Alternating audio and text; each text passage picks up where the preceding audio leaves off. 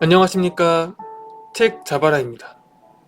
오늘은 소개할 책은 김현수 작가의 이토록 평범한 미래라는 정말 좋은 소설입니다. 이 책의 뒷면에 이런 말이 나옵니다. 모든 게 끝났다고 생각하는 시점에 이르러 가장 좋은 미래, 그러니까 이토록 평범한 미래를 상상할 수 있다며. 이 말을 우리는 마지막에 다시 한번 볼 겁니다. 이 책을 읽게 된 계기는 간단합니다. 작년에 소설가가 꼽은 1등이었기 때문에, 대중이 아니에요. 소설가가 꼽은 겁니다. 어느 업계나 동종 업계의 평가는 박합니다. 그러면 소설가 분들은 내가 한 글 하는데 자기 소설을 제외하고 1등을 꼽게 되면 굉장히 깐깐하게 볼 거예요. 그래서 이 소설이 궁금했어요. 어떤 소설이길래 1등이지?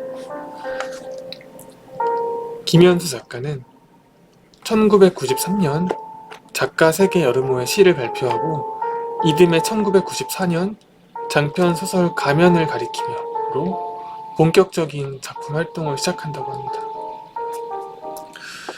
그리고 이 소설 뒷면에 박혜진 문화평론가님께서 김현수 작가를 빠져 있다에 잘 어울리는 사람이다, 이렇게 비유를 해요. 이 소설을 읽은 사람은 왜 빠져 있다에 잘 어울리는지 알 수 있습니다. 그러니까 지금부터 저도 그렇고 여러분도 그렇고 우리는 함께 빠져야 합니다. 그래야 작가의 메시지를 온전히 이해할 수 있어요. 함께 빠져 보시죠. 이 소설은 8개의 챕터 옴니버스 형식으로 구성되어 있습니다. 그 중에서 오늘 소개할 내용은 가장 중요하며 책 제목이기도 한 이토록 평범한 미래 1장을 소개하겠습니다. 여러분들은 과거가 현재를 결정한다고 믿나요? 아니면 미래가 현재를 결정한다고 믿나요? 이걸 심리학으로 보면 이제 거장인 프로이트의 원인론과 목적론의 아들러의 심리학이라고 비유할 수도 있겠는데, 그런 거창한 비유를 하지 않더라도 우리는 쉽게 생각할 수 있어요. 보통은 세상은 항상 전자로 생각합니다. 예를 한번 들어볼까요? 회사에서 직원을 뽑을 때 뭐를 보죠? 과거의 이력서를 봅니다. 그 사람의 출신 학교, 전공, 자격사항, 과거의 경험들을 보고 그 사람이 현재를 판단해서 직원으로 뽑을지 말지를 결정하죠. 이렇게 들어보니까 간단하죠. 그럼 왜 그렇게 하냐? 그게 합리적이기 때문에 그렇게 해왔던 거예요. 그러면 이 소설은 합리적인 거를 거부하는 건가? 그런 의미는 아닙니다. 우리가 살면서 굉장히 견딜 수 없는 힘든 순간이 찾아옵니다. 한번 생각해 보세요. 그런 순간이 반드시 있을 거예요. 혹시 아직 오지 않았다면 언젠가 반드시 올 겁니다. 그때 이 소설을 떠올려야 돼요, 우리는.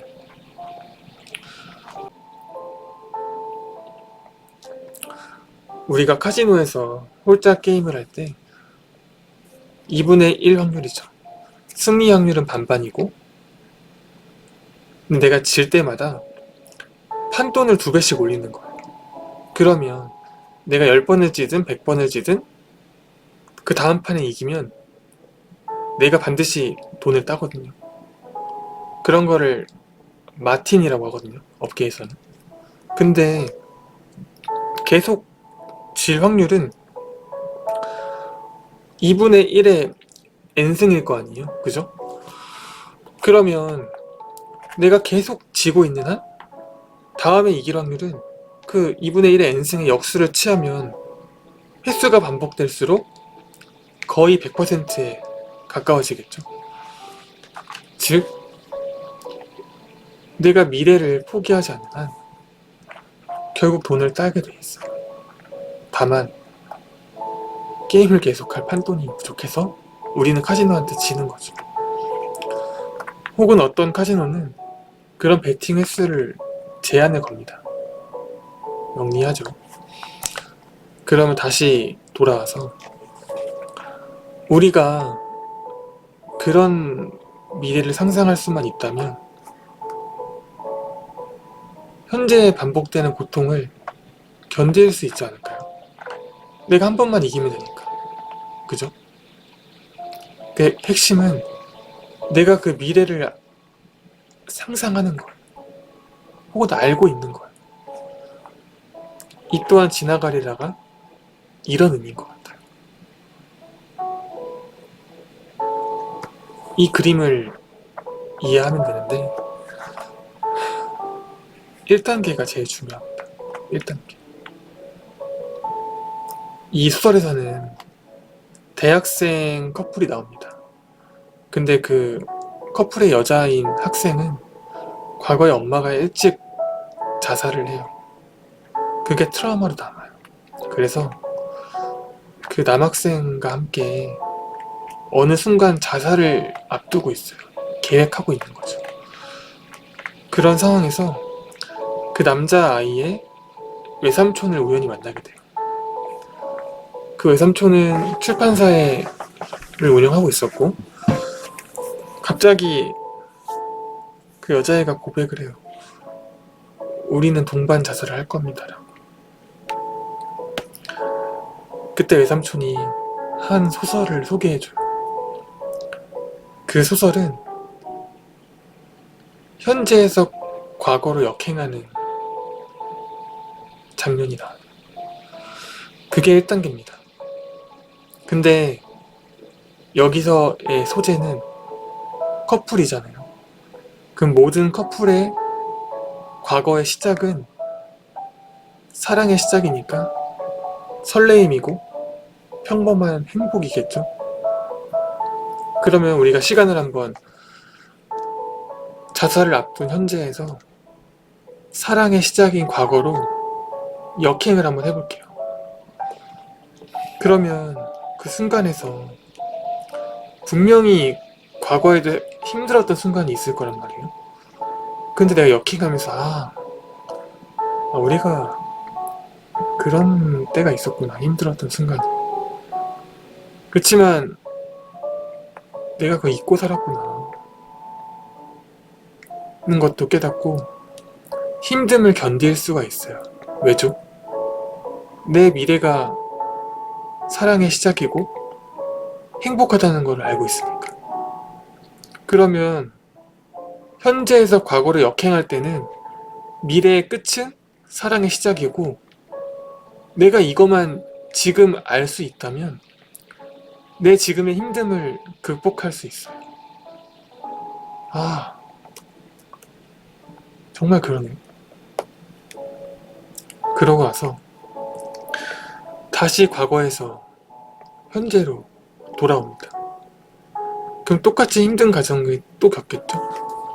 그치만 현재는 자살을 앞두고 있는 상황이잖아요. 그치만 이전과는 달라요. 왜냐면 나는 1단계를 겪고 나서 다시 겪는 거잖아요. 그럼 내가 지금은 자살을 앞두고 있지만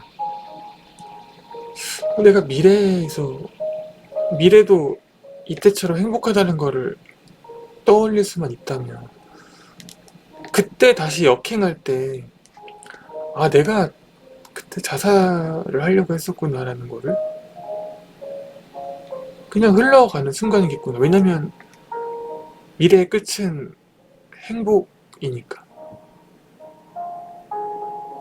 그게 3단계 과정이에요. 새로운 미래가 시작되는 거죠. 이걸 다시 한번 우리가 알아볼게요. 1단계는 현재에서 과거로 시간을 역행하면 과거의 시작은 역행하는 순간에서는 미래의 끝이겠죠. 동반자살을 꿈꾸는 그 연인은 과거로 가면 처음 만났던 순간 설레임을 떠올리게 돼요. 근데 현재에서 과거로 가는 그 순간에서도 분명 힘든 순간이 있었지만 이미 지나간 일이라서 모르고 있던 거예요.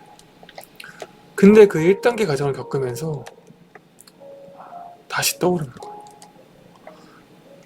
시간을 역행하며 이미 겪었던 과거의 경험을 다시 한번 상상하는 거예요. 아, 그러면 내가 가장 좋은 게 가장 나중에 온다는 사실을 상상할 수만 있다면 지금을 바꿀 수 있겠구나. 이거를 깨닫습니다. 현재는 절망이지만 나는 1단계를 겪고 왔기 때문에 과거보다는 미래가 중요하구나 하는 거를 상상할 수 있어요. 왜냐면 1단계를 겪었으니까. 저나 여러분도 겪었어요. 우리는 앞으로 상상할 수 있어요. 현재의 고통을 극복할 수 있어요. 그리고 새로운 세 번째 삶이 시작됩니다. 불행한 과거에서 현재의 원인을 찾고 있는 생각이랑 내가 지금 하는 생각이랑 외삼촌이 말하는 이토록 평범한 미래에서 현재를 바라보는 생각은 분명 둘 다 생각이지만 차이는 분명 존재하죠. 그걸 외삼촌이 말을 하고 있어요. 근데 그 여자가 이렇게 말하는 거예요. 그 여학생이. 근데 과거는 내가 겪은 일인데 외삼촌이 상상하려는 그 미래는 그냥 가능성일 뿐이잖아요. 그게 어떻게 똑같습니까? 이렇게 묻는 거예요. 그때 외삼촌이 말합니다. 그런 생각 때문에 인간의 비극이 깃든다. 우리가 기억해야 하는 것은 그 불행했던 과거가 아니라 지금 1단계를 겪으며 느꼈던 그 미래라고. 인간은 지나온 시간에만 의미를 두고 과거에서 현재의 원인을 찾으면서 그때 비극이 찾아와요. 가령 지금도 지금 여러분이 그 엄마의 자살 때문에 현재가 불행해 엄마를 따라가려고 하는 거죠. 근데 반대로 지금 그 가장 괴로운 순간에 두 사람이 미래에 결혼하는 모습을 그런 이토록 평범한 미래를 떠올릴 수 있다면 지금 여러분들의 선택은 어떨까요? 달라지지 않을까요?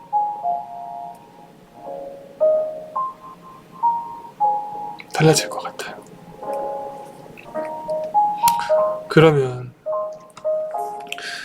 그 불행했던 과거, 어머님이 자살을 앞두기 전에 지금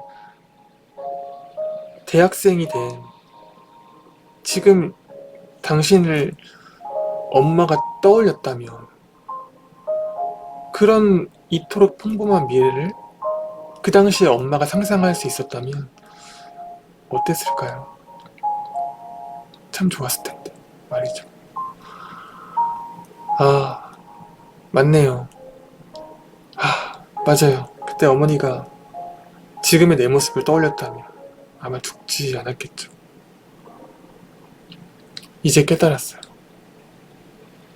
우리가 계속 지는 한이 있더라도 내 앞으로가 계속 고통이더라도 내가 나아가야 될 방향은 이토록 평범한 미래라는 거를 알게 됐어요. 그리고 내가 그거를 포기만 하지 않으면 다음에 다가올 확률은 100%에 수렴한다는 것을 이 소설을 읽고 깨달았어요. 이제 우리가 처음 봤던 그 세 문장을 다시 한번 볼 겁니다. 모든 게 끝났다는 생각하는 시점에 이르러 고통스러운 현재에서 가장 좋은 미래, 그러니까 이토록 평범한 미래를 상상할 수 있다면, 이렇게 1장은 끝이 납니다. 어떠셨나요? 빠진 보람이 있나요? 다음 영상에서는 다른 챕터를 또 소개해 보겠습니다. 또 만나요. 안녕.